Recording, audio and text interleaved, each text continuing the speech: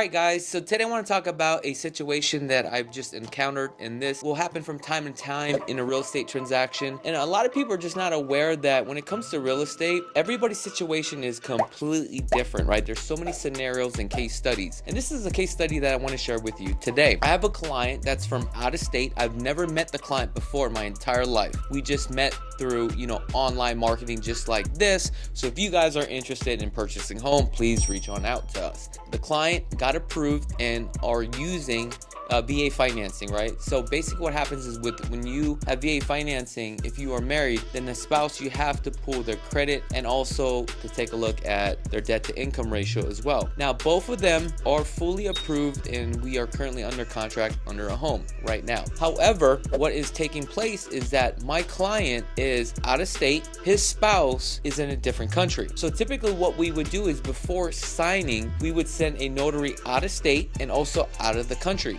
Now, it's easy to send a notary out of the state to sign and schedule that because we can schedule anywhere, time, or place. That's fine. But then when you have another spouse that is out of the country, it makes the transaction a little bit difficult because we have a closing date is coming due here shortly. The problem is that once you send a notary out there, you have to schedule up an appointment with the embassy, and then you need to reach on out to a constable that's out there and you have to schedule. But what's going on in today's world, this could back you up another 2 weeks to 4 weeks because now you have to schedule all this to get that stuff notarized because you actually need wet signatures, and this is required by the lender and also the title company.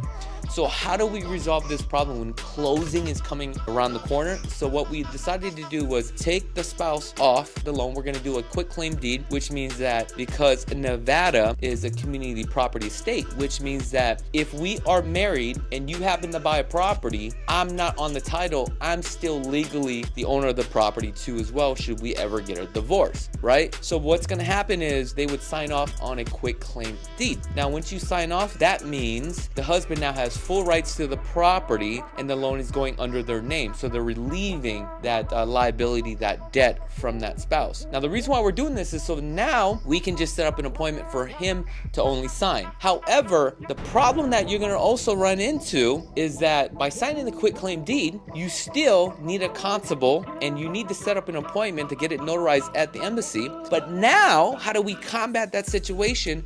We actually have online mobile notaries. So now we could literally do this with them online, get her off to sign, and then at that point my client will go ahead and sign the contract, property's under his name.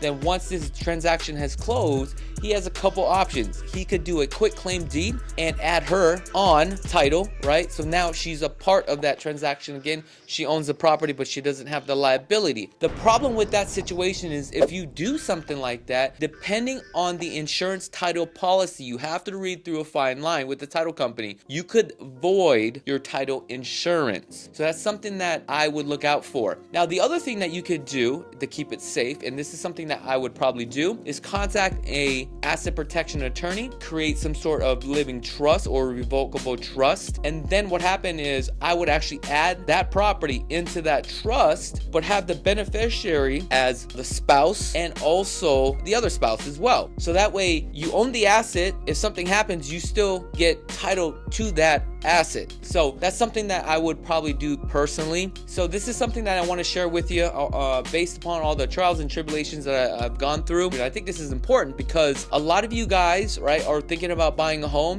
You just don't go out and just buy a home. That's not how it works. It's all case by case basis. Now, one of the hiccups with this is that if we did take the spouse off, right, because we were using her debt to income ratio based upon the purchasing price of the home, can the husband still afford the home? And the answer is yes. So these are things that you have to look out for. Now, again, guys, like I'm saying, these transactions are not easy. You don't just go out and buy a home. It doesn't work like that, right? So if you guys are thinking about purchasing a home out here in Las Vegas, contact us because we definitely want to sit down and do a consultation with you guys. And it's free. There's no charge to you whatsoever, no matter if you're buying or selling a home. We have to structure the deal properly so that way it's a win-win situation. Now, if you guys like more content like this, you guys want more videos like this, let us know in the comments below. Other than that, until next time, I really do appreciate you guys from the bottom of my heart. Stay blessed, guys.